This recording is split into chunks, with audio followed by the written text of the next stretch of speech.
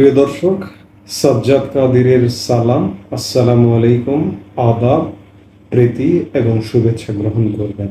এই মুহূর্তে আপনাদের সামনে কথা বলতে এসেছি যুক্তরাষ্ট্র বাংলাদেশের উপরে কিসের ভিত্তিতে শুল্ক আরোপ করলো এবং এর প্রভাবটা কি, এই প্রসঙ্গটি নিয়ে কথা বলব।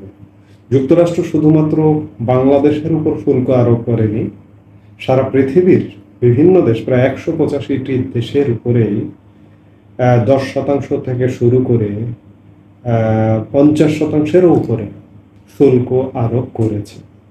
সেই ধারাবাহিকতায় বাংলাদেশের উপরে, বাংলাদেশ থেকে যেসব পণ্য যুক্তরাষ্ট্র আমদানি করে সেই পণ্যের উপর 37% শুল্ক আরোপ করেছে। কিন্তু প্রশ্নটা হচ্ছে যে এই শুল্কটা আরোপ করার পেছনে বেসটা কি, কিসের উপর ভিত্তি করে এই শুল্ক আরোপ করেছে সারা পৃথিবীর ক্ষেত্রে? রেসিপ্রোকাল ট্যারিফ বা পাল্টা শুল্ক আরোপের হার নির্ধারণে নিজস্ব ফর্মুলা ব্যবহার করেছে ট্রাম্প প্রশাসন।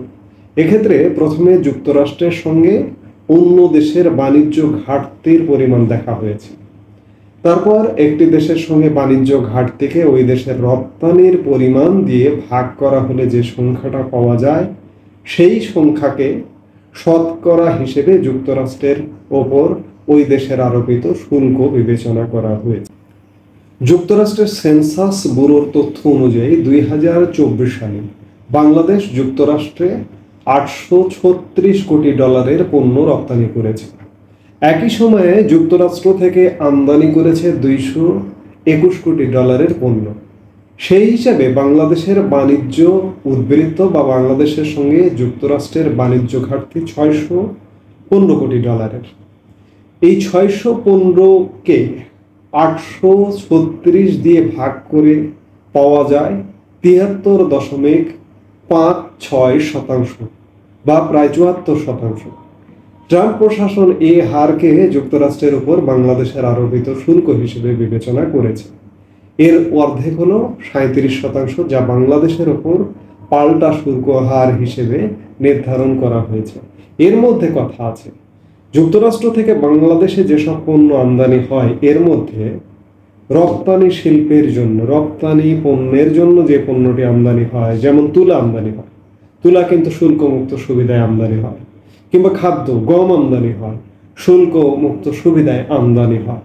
কিন্তু টোটাল শুল্ক উপর বা আমদানির উপর বা রপ্তানির উপর এটিকে অ্যাভারেজ করে মার্কিন যুক্তরাষ্ট্রের প্রশাসন এটি নির্ধারণ করেছে।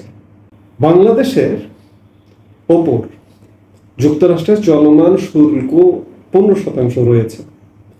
এর সঙ্গে যোগ হতে পারে নতুন আরোপ করা 37%। আমি তো এটি আমার কাছে একটু আমি গতকালকের আলাপে বলেছিলাম যে 22% যুক্ত হলো, আগে 15%-এর মতো ছিল, আরো 22%, কিন্তু না, যেটি জানা যাচ্ছে যে ইতোমধ্যেই 15% আছে, এর সাথে যুক্ত হবে 37%।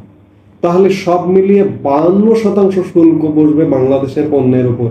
অর্থাৎ যুক্তরাষ্ট্রের আমদানিকারকরা যদি বাংলাদেশ থেকে পণ্য আমদানি করে, তাহলে ধরুন আজকে যে পণ্যটা 100 টাকা এবং সাথে শুল্ক 115 টাকা দিয়ে তারা তাদের দেশে আমদানি করতে পারত, এটি 152 টাকায় তাদের আমদানি করতে হবে।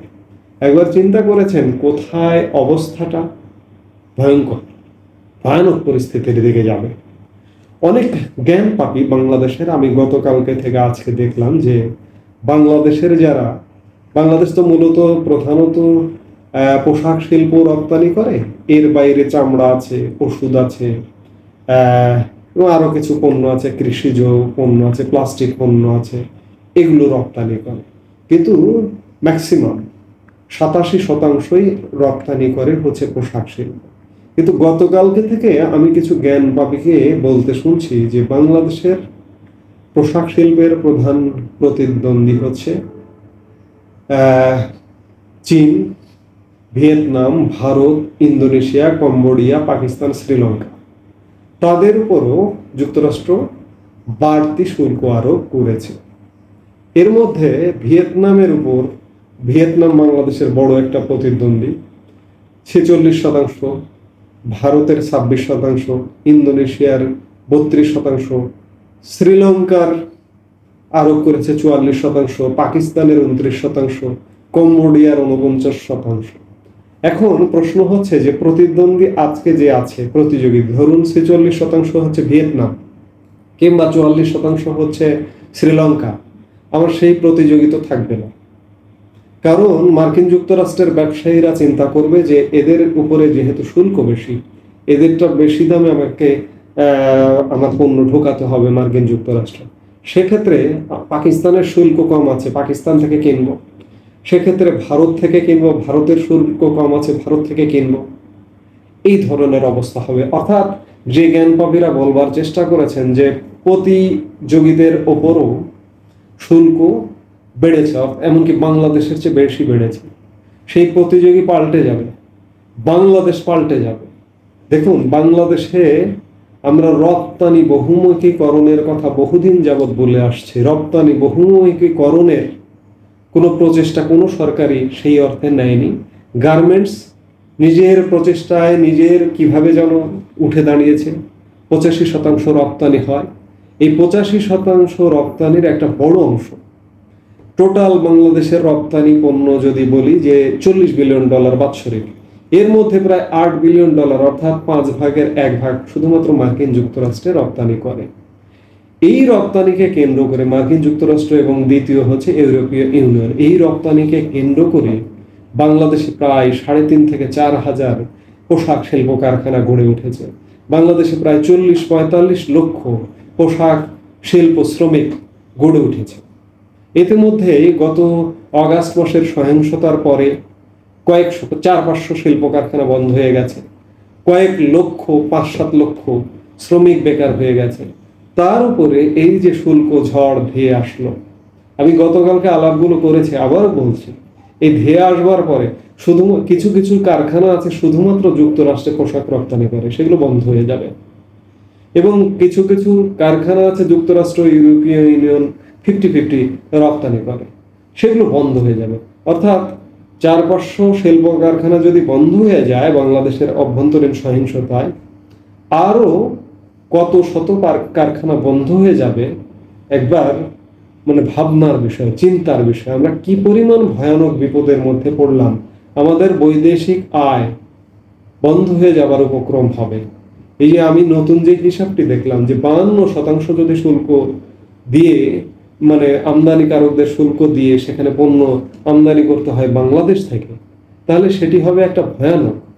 আমাদের মনে আছে আমরা তখন ছোট ছিলাম, এরশাদ আমল, 9 বছরের শাসক এরশাদ আমল, এরশাদ সাহেব যখন দেশটা শাসন করেন তখন বাংলাদেশের সমস্যার অন্ত ছিল না। বাংলাদেশ ভিক্ষার ঝুলি নিয়ে বাংলাদেশ সরকার বিভিন্ন দেশে দেশে বের হতো, অর্থাৎ বাংলাদেশকে ভিক্ষুকের জাতি হিসেবে গণ্য করা হতো। কিন্তু গত 15-20 বছরে বাংলাদেশ মাথা তুলে দাঁড়িয়েছে। বাংলাদেশকে আর ভিক্ষুকের জাতি কেউ বলে না, বাংলাদেশ নিজের ইনকাম দিয়ে নিজেরটাই খায়। আমি গতকালকে একটি হিসাব দিয়েছিলাম যে আমাদের $5-6 বিলিয়ন আমদানি করতে হয় প্রতি মাসে। আমাদের রেমিটেন্স বৈদেশিক শ্রমিক যারা বিদেশে আমাদের যারা শ্রমিক ভাই কাজ করে তারা যেটি পাঠান এবং রপ্তানি মিলিয়ে আমাদের $60 বিলিয়ন মতো আয় হয়। এই আয়টা দিয়ে আমরা আমদানি ব্যয় মেটাই। আমাদের খাবার, আমাদের যেসব খাবার আমদানি করতে হয়, চিনি আমদানি করতে হয়, ডাল আমদানি করতে হয়, মশলা আমদানি করতে হয়, আমাদের মূলধনী শিল্পের যন্ত্রপাতি আমদানি করতে হয়, সেগুলো আমদানি ব্যয় আমরা মেটাতাম। কিন্তু এই যে বড় ধরনের ধাক্কা, আমাদের যদি ব্যবসা কমে যায়, ধরে নিলাম যে $8 বিলিয়ন নাই হয়ে গেল, কি অবস্থা হবে একবার চিন্তা করেছেন? ভয়ঙ্কর পরিস্থিতিতে পড়বো আমরা। তো সেই জায়গায় শিল্প প্রতিষ্ঠান বন্ধ হবে, আবার আমরা সেই এরশাদ আমলের ভিক্ষুকের জাতিতে পরিণত হব। আমাদের সরকার যেই আসবে, আজকে মোহাম্মদ ইউনূস আছেন, কালকে আরেকজন আসবে, আরেকজন এসে ভিক্ষার ঝুলি নিয়ে বেরিয়ে পড়বে, ভিক্ষা করে আনবে, এনে যতটুকু পারে উন্নতি করবে, কিছু অংশ উন্নতি করবে, কিছু অংশ মেরে দেবে। যেমন এরশাদ আমলে উন্নতি করেছে, আবার টাকা পয়সা মেরে দিয়েছে। এরশাদের যারা মন্ত্রী ছিল, সাঙ্গপাঙ্গ ছিল, এরশাদ নিজে ছিল, তাদের যে বহর হাজার হাজার কোটি টাকা বিদেশ থেকে সাহায্য এনেছে, সাহায্য নির্ভর দেশ ছিল, এবং মেরেও দিয়েছে। আমরা কিছু পেয়েছি, কিছু আমাদের মারুখারা মেরে খেয়েছে। আমরা সেই পরিস্থিতির দিকে চলে যাব বা যাচ্ছি। মানে সামনে আমি অর্থনৈতিকভাবে খুব ভয়ানক অবস্থা দেখছি বাংলাদেশের জন্য।